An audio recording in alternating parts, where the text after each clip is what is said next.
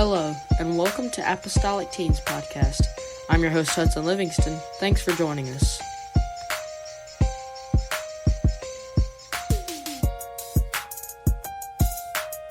Hello, everyone. Welcome to Apostolic Teens Podcast. I'm your host, Hudson Livingston. Thank you for joining us. We have a very special guest on today's podcast. Before we get down, today's episode of Apostolic Teens Podcast is presented by Ace Ties. Just to be clear, this is not a paid sponsorship. Ace Ties owner Gabriel Adams granted permission to feature the logo and product images, but no money or compensation was exchanged. We just wanted to highlight an Apostolic-owned business we appreciate. See the description for more details. Ace Ties was truly lives up to the name Ace Ties. But this tie is from Ace.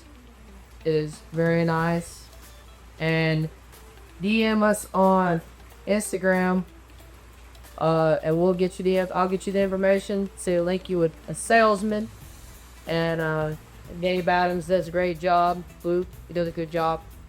But anyways, we just wanted to give them a shout out. Go support them. They're an apostolic business. So they sell great ties, of course. I know fashion, so I know their ties are awesome. No, I'm not that good at fashion, but I mean, look what I'm wearing. It's nice. It's a Talking Ace tie. Very nice ties. Luxury ties for reasonable prices. Make sure you go over there and check them out. On to the episode presented by Ace Ties. We have today with us Lexie and not Sanford. Miller. We've had Lexie Sanford on the podcast before, but now we have her with her husband Christopher Miller. It's good to have you all on the podcast. It's good to be here. We Good to be here. We had to have a checkup on Lexie Sanford because and Chris. We want to hear from Chris too. But last time we did a episode with Lexie, it was Park Fireworks. And we talked about her testimony and how her intercessory career played a role in her life.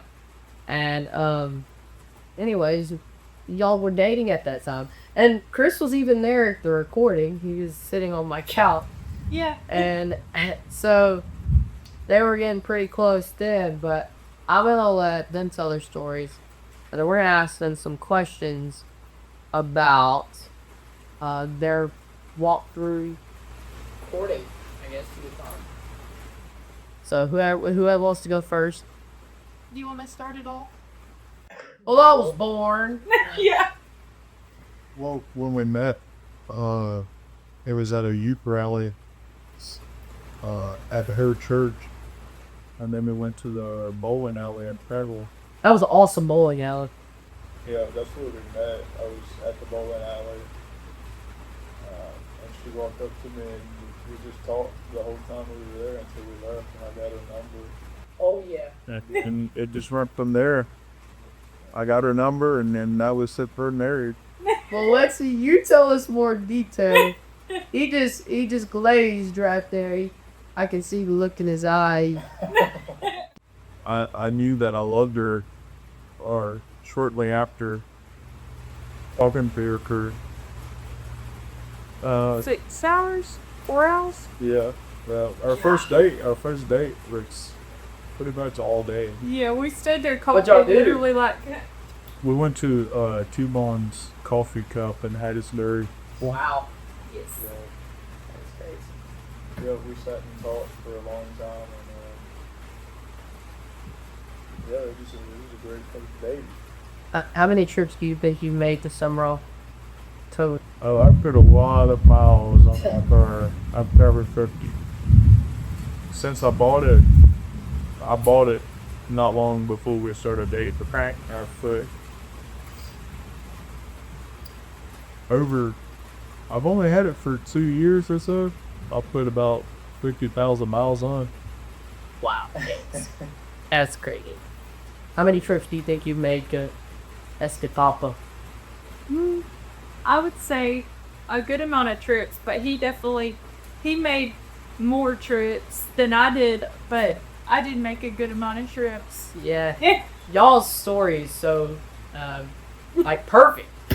But I know that nobody's perfect. But Right. y'all are role models for our generation on how to date. Because y'all are in our generation. You're both Gen Z, correct? Yeah. Y'all are still considered Gen Z. Tell us, like, maybe some standards or lines that you guys drew mutually to help stay pure in your dating. There was no lines. No, I'm just kidding. Like We both view that the way that we live as an apostolic couple. I mean, we just both respected each other's boundaries. We knew we wanted to honor God in everything we do. So that is good. Give us like a couple of the things that you did, boundaries you drew to help stay pure, because I think it would really help today's generation. Well, I would stay at her grandmother's house. Mm-hmm. She would stay at my parents' house when we would visit because it's such a long distance. Right. As far as maintaining our boundaries, honestly, it wasn't really anything. Yeah, I would say that whenever because if you really love a person, then those feelings are gonna be there. That's like a hard topic to have, but Right. when you're truly loving someone, and it's not whenever you're not in lust, when you actually love that person, you love them. Those are feelings are natural, but God has a place and a time, and He's said it in His Word and designed it for marriage. And so whenever, like, it's good to, you're supposed to love your partner who you plan to marry, and it's going to be your husband and wife one day. We had conversations. Communication was key. We were like, okay, we love each other. We want to do this whenever it's right. You know, those are precious moments that there's a time for that. Right. They're not to be rushed or to be, you don't. Right. And so we were very open on communication, and just, we had, like, in those conversations, like, even in the beginning of dating, because when you truly love somebody, like he said, like, I knew I wanted to marry him after the first time we went on a date. I was like, yes, I'm gonna marry this man. No question. So it was like, we were just like, so even at the beginning, we had conversations. Yes, very, very deep conversations about what we want in life and just what we want. That's important, not just shallow. Yeah, very just in-depth conversations about just personal beliefs and. Yeah, and even in those deep conversations, I know that I would cry, and you get emotional. You really love each other, and you talk about deep things, but after there's gonna be hard conversations, or it's gonna, not necessarily a struggle, but it's gonna be like, you're gonna have to pray and be accountable to yourself. Right. So, like, even at the beginning of our relationship, when you had those deep conversations, like, being emotional and letting yourself actually communicate with the one you love, and talk about hard conversations, or about just, goals y'all have set for yourself. After that, it was like we were 10 times closer than we were before those conversations. And I understand that everybody is different, but when your relationship is founded in truth and what you want to uphold to honor God, and you adhere to it, you can't go wrong. Right. And when you're both founded in, this is what I want truth for my family, I want truth for my wife, you're not going to go wrong. Right. And I do understand, everybody's different, and but as far as for us to maintain our boundaries, it was just a mutual respect type thing, Right. and a whole lot of communication. Yeah. Right. So y'all talked about, and Lexie mentioned, y'all talked about those deep conversations that y'all had on what y'all wanted in life. And you mentioned, Lexie, hard conversations. Was there any rocky, like, you don't have to give us specific examples. That's very on the spot, and that we didn't really prepare for this. Just a short time ago, we sort of talked about doing y'all together on the podcast. But anyways, you don't have to give examples, but I'm sure there's been rocky times, because no relationship has had a perfect, has been perfect. But if you would, what goes on, and how do you not fix it, but smooth things out? Well, one of the first things, I wouldn't say the first things that I wanted to feel out and just try to know about Lexie is how she handles conflict. That's probably one of the first topics I brought up with her. Like, how does she deal with disagreement and just raw emotion? Like, what does she do best to deal with it?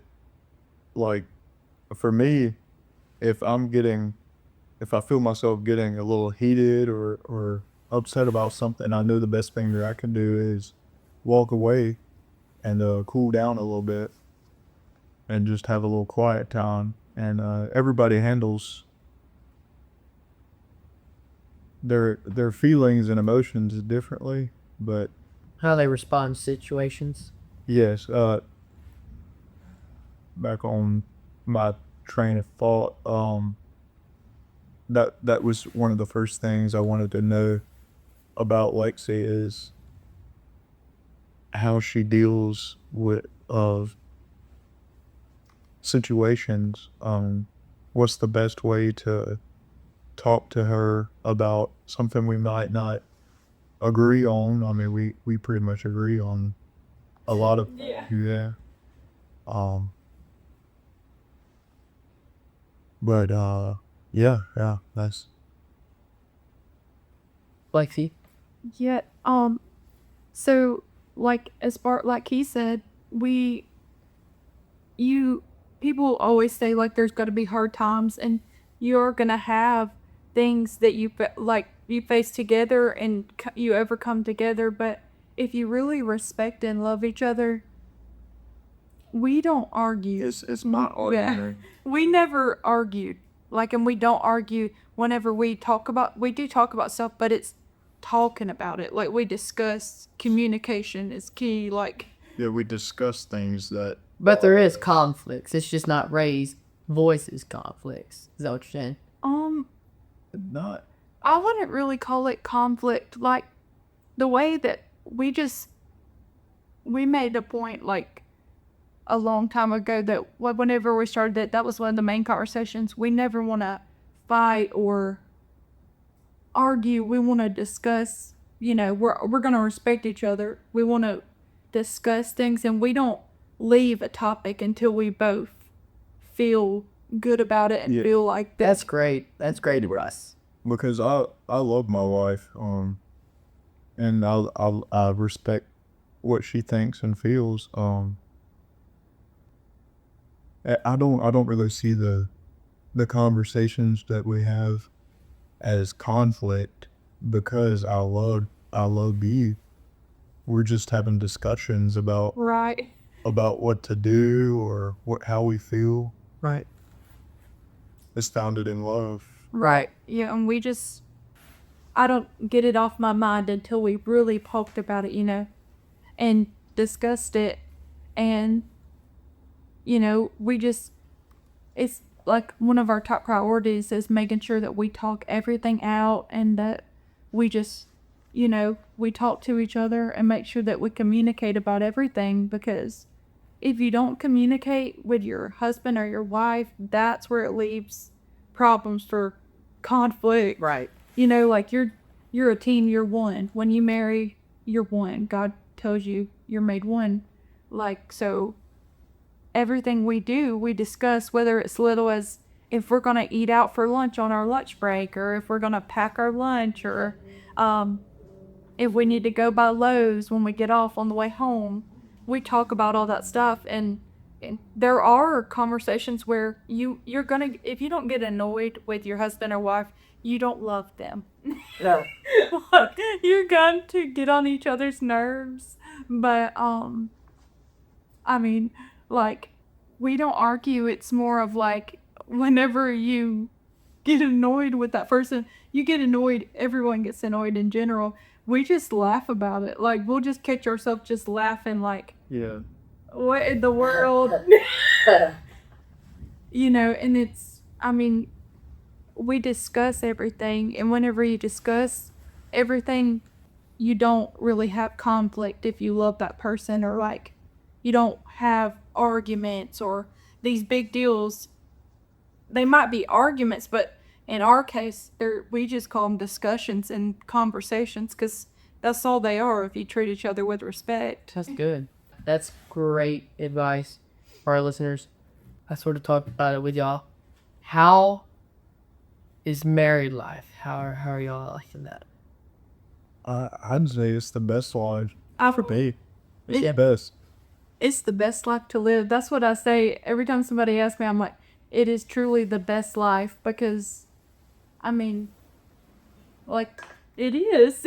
And whenever you actually, like, you meet that person and the person that you prayed those direct prayers for, and you know, I mean, once you get married and y'all are together and able to live your life together and be married. It's just what was meant to be. Huh? Yeah, like, it's, I mean, it's the best life to live. Like, he's my other half. I wouldn't want to do anything without him. I wouldn't want to, like, it's the best life to live. Right.